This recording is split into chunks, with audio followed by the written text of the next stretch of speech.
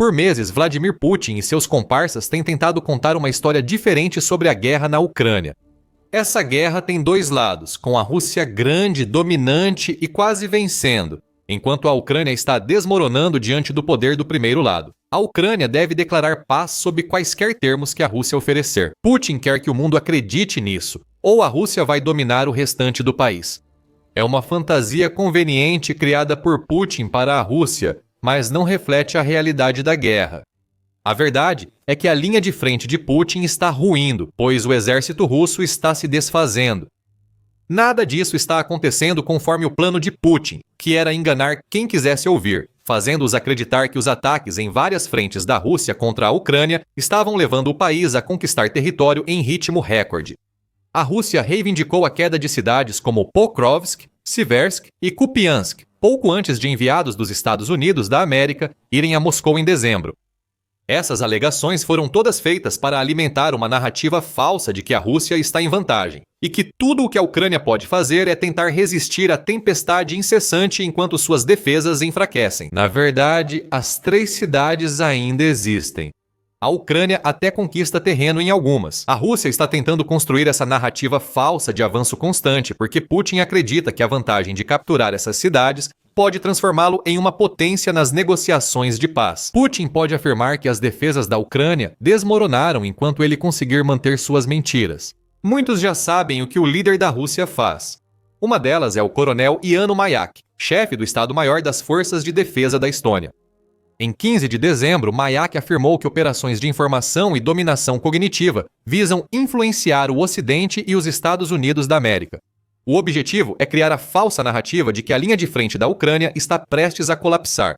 Mayak diz que Putin quer convencer o Ocidente, especialmente os Estados Unidos da América, de que não vale mais apoiar a Ucrânia. O Ocidente tentou ajudar, mas a Ucrânia falhou. Agora pode simplesmente aceitar as perdas e retirar seu apoio. Caso contrário, Estados Unidos da América e Europa perderão ainda mais dinheiro, pois a Rússia está prestes a vencer. O segundo objetivo de Putin é usar a vantagem que diz ter obtido com os avanços russos nas negociações de paz. Putin afirmou isso por meio do porta-voz do Kremlin, Yuri Ushakov, em dezembro. Ushakov afirmou que o avanço e o rumo das negociações foram impactados pelos recentes sucessos do exército russo no campo de batalha. Nossos soldados russos, com seus feitos militares, influenciaram nossos parceiros estrangeiros a avaliarem melhor o caminho para um acordo de paz.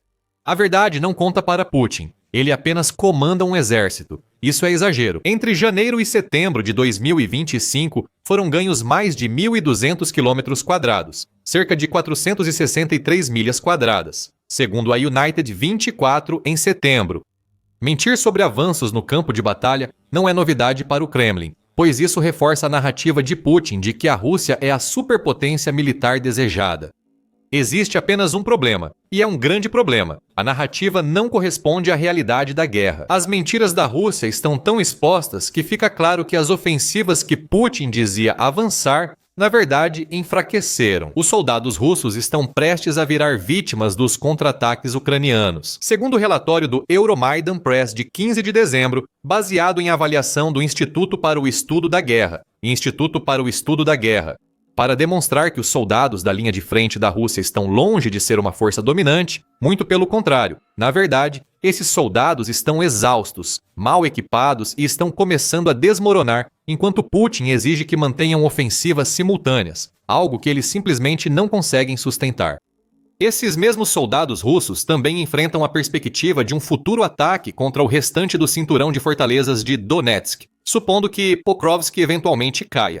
Isso só vai desgastar mais os russos, enquanto Putin amplia a linha de frente. A Rússia não está vencendo como Putin afirma. E o Instituto para o Estudo da Guerra destaca o que realmente está acontecendo na Ucrânia. Em uma avaliação da campanha ofensiva russa de 14 de dezembro, as forças russas provavelmente seguirão enfrentando dificuldades para manter as ofensivas multifacetadas desejadas pelo Kremlin em várias frentes, devido aos altos custos de material e mão de obra, segundo o Instituto para o Estudo da Guerra sobre as atuais alegações de domínio russo e seus planos futuros na Ucrânia. O Instituto afirma que os frequentes ataques ucranianos ao setor petrolífero e infraestrutura militar da Rússia no território russo enfraqueceram as ofensivas de Putin.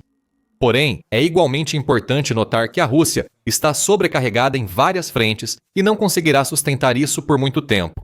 Isso fica mais claro nas batalhas pelos assentamentos ucranianos de Oleksandrivka e Hulipol, em ambas as regiões. As unidades que Putin enviou para tomar os assentamentos estão tão sobrecarregadas que quase colapsam e só terão chance se receberem reforços que a Rússia não pode enviar. O Instituto para o Estudo da Guerra cita o observador militar ucraniano Konstantin Mashevets, que afirma que o agrupamento oriental de forças russo, Grupo de Operações de Forças, atua nessas duas direções. O Grupo de Operações de Forças precisará se reagrupar ou receber reforços de tropas e material de outras direções para seguir com as operações ofensivas rumo a Hulipol. Só existem duas maneiras de isso acontecer. Putin tem a opção de estreitar a linha de frente, embora fazer isso destruiria a narrativa que ele está tentando criar. A Ucrânia não pode parecer estar desmoronando, já que é a Rússia que avança nas linhas de combate. A incongruência seria suficiente para que as mentiras frágeis de Putin fossem expostas pelo que realmente são, então é improvável que haja qualquer estreitamento. A Rússia pode realocar soldados de outras unidades. Segundo o Instituto para o Estudo da Guerra Mashevets, acredita que a Rússia pode transferir unidades do 36º e 29º Corpo de Exército que atuam em Oleksandrivka para a área de responsabilidade do 5º Corpo de Exército nas próximas semanas. Claro, o problema aqui é óbvio. Putin estaria tirando de um lado para cobrir o outro. Em outras palavras, Putin precisa enfraquecer ainda mais a Rússia na frente de Oleksandrivka, se quiser manter a força dos atuais ataques russos na direção de Hulipol. Isso resume os problemas que a Rússia enfrenta em toda a frente criada por ela. Essa frente aumentou para cerca de 1.250 quilômetros, quase 800 milhas, em setembro. A cada milha, a Rússia ataca posições ucranianas bem defendidas, criando um moedor de carne de 800 milhas. O secretário de Estado dos Estados Unidos da América, Marco Rubio, afirmou que esse moedor de carne já consumiu 10 mil soldados russos somente na primeira metade deste ano. Esse número deve ser bem maior, possivelmente o dobro, agravando a escassez. A Rússia não pode seguir perdendo soldados nesse ritmo com uma frente tão longa. Algo terá que ceder. Putin não aceitará isso, o que gerou a falsa narrativa que o Kremlin divulga sobre a Ucrânia. Dargins denuncia essa narrativa em artigo de 15 de dezembro, afirmando o que ela realmente é. A Rússia foi reduzida a exigir o território que deseja da Ucrânia, porque sabe que não pode tomar esse território à força. A Rússia precisaria aumentar significativamente tropas e equipamentos para transformar avanços limitados em sucesso operacional. Nenhum dos dois está sendo fornecido na velocidade necessária pela Rússia. A Rússia poderia alcançar sucesso operacional em áreas isoladas ao estreitar a frente, como mencionado anteriormente. Mas isso enfraqueceria a narrativa russa e daria à Ucrânia mais chances de reforçar defesas e lançar contra-ataques. A Rússia está sem saída aqui. Essa situação surgiu por vários problemas, incluindo o forte desejo de Putin de permanecer no poder. Uma narrativa que não reflete as verdades do campo de batalha é apenas uma delas. Outro dos problemas da Rússia, e um que acabamos de mencionar, é que as redes logísticas do país não estão aguentando tanto dentro da Ucrânia quanto na própria Rússia. Logicamente, a falta de logística significa que as linhas de suprimento desmoronam, o que se manifesta nas faltas de tropas e equipamentos que já mencionamos. Vamos relembrar Kupiansk, cidade que a Rússia disse controlar pouco antes de Putin se reunir com enviados dos Estados Unidos da América em Moscou. Kupiansk é peça-chave na narrativa que Putin promove. No entanto, é também uma cidade que está lidando com problemas nas linhas de suprimento que contradizem essa narrativa. Em 14 de dezembro, o Kiev Independent informou que o 429 Regimento Separado de Drones da Ucrânia, também conhecido como Regimento Aquiles, confirmou a destruição de um oleoduto que a Rússia vinha usando para transportar soldados e equipamentos para Kupiansk. O oleoduto era visto como rota segura para a Rússia reforçar suas tropas e evitar ataques ucranianos. Agora, ele foi destruído, e as forças supostamente conquistadoras da Rússia em Kupiansk estão sentindo as consequências. A Ucrânia cercou até 200 soldados na cidade e lança contra-ataques em Kupiansk, causando centenas de baixas. Publicamos um relatório detalhado sobre Kupiansk no canal da Rússia. Confira para mais informações. A catástrofe em Kupiansk mostra a fragilidade das alegações de avanços da Rússia, mesmo quando obtém ganhos semelhantes aos que Putin diz. Esses avanços dependem de uma logística frágil e podem ser perdidos se um elo da cadeia de suprimentos for destruído. Como em Kupiansk, A Rússia avança, mas a Ucrânia reage com força contra tropas russas exaustas e sem reabastecimento. Mudando o foco para a própria Rússia, descobrimos que seus problemas logísticos não se limitam à Ucrânia ocupada. Em artigo de 12 de dezembro para a Riddle, Jeff Horn afirma que as ferrovias russas estão em declínio, embora isso não pareça um grande problema inicialmente. O motivo pelo qual isso importa é que as ferrovias da Rússia são fundamentais para tudo o que o país transporta, tanto internamente quanto no contexto da guerra na Ucrânia. O Estado russo há muito considera o transporte, especialmente as ferrovias, fundamental para sua segurança, escreve Horn. Isso ocorre porque milhões de toneladas de carga, incluindo equipamentos essenciais para o esforço de guerra da Rússia, são transportados pelas ferrovias russas e para outros países. A saúde das ferrovias russas é vista anualmente como um barômetro da situação do país, segundo Horn. E essas ferrovias estão críticas. Horn ressalta a difícil situação das ferrovias russas, estatal que monopoliza as ferrovias do país. Esse monopólio não está indo nada bem, e os números provam isso. Em agosto de 2025, os lucros caíram 96% para 27 bilhões de rublos. Em outubro, a empresa estava oficialmente registrando prejuízos. Fontes ocidentais afirmam que a Ferrovias Russas acumula cerca de 51 bilhões em dívidas, sem solução clara, segundo Horn. Esta é uma empresa que vinha sendo consistentemente lucrativa antes de Putin iniciar a invasão da Ucrânia. A queda na fortuna indica que a Ferrovias Russas transporta menos, com alta inatividade dos vagões de carga.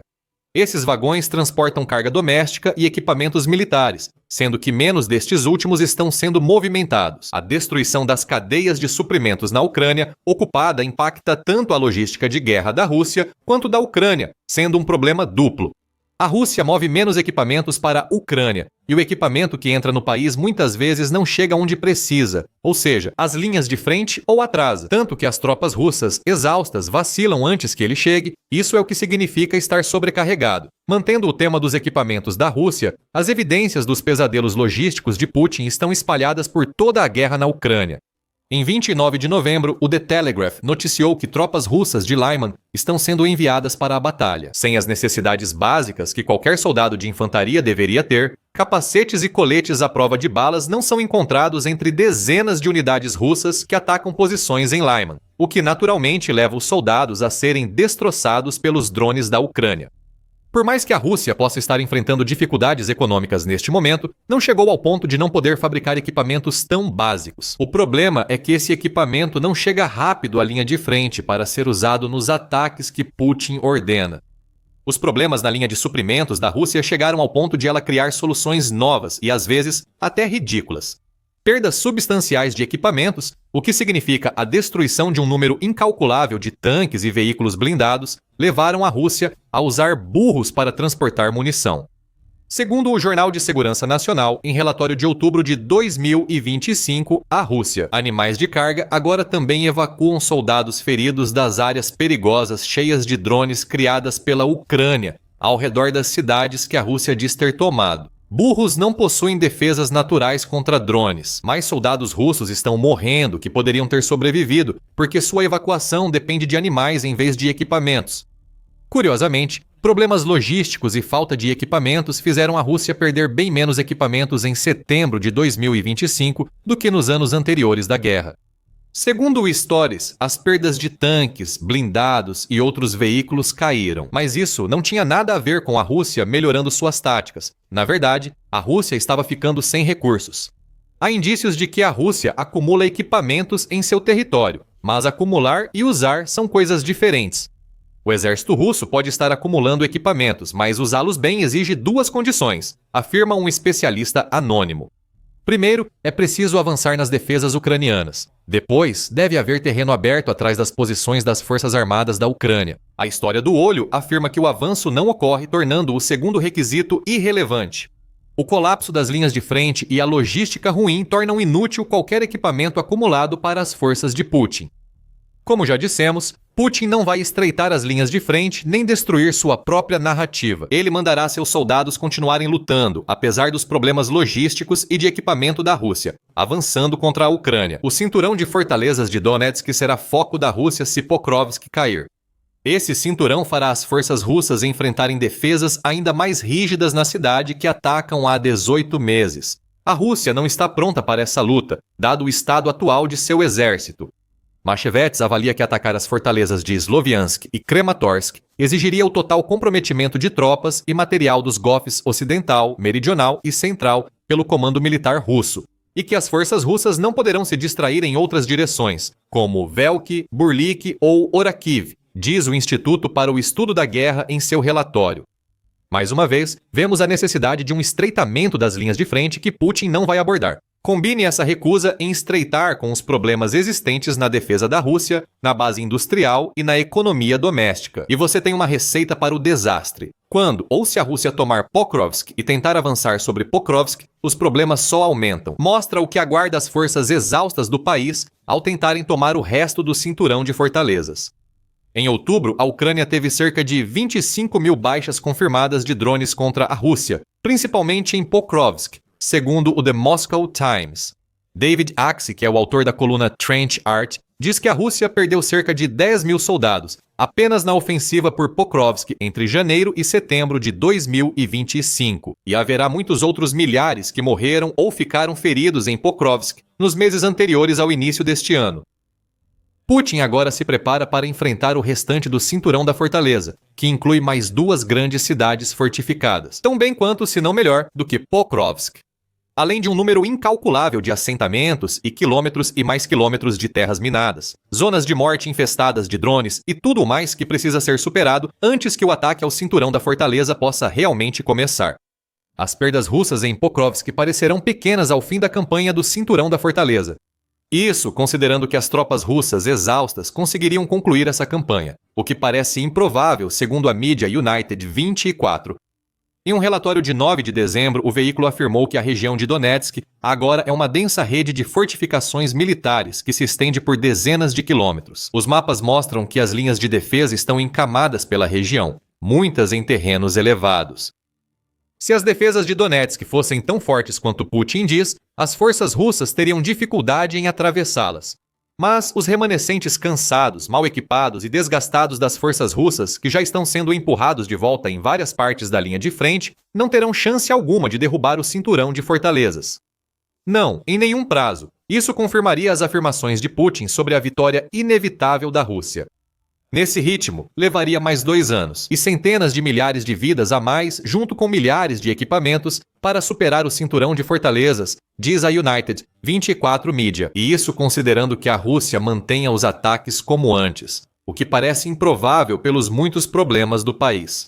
Um exército russo em desintegração não sustenta a narrativa do Kremlin. O cinturão da fortaleza pode ser o ponto de ruptura do exército russo.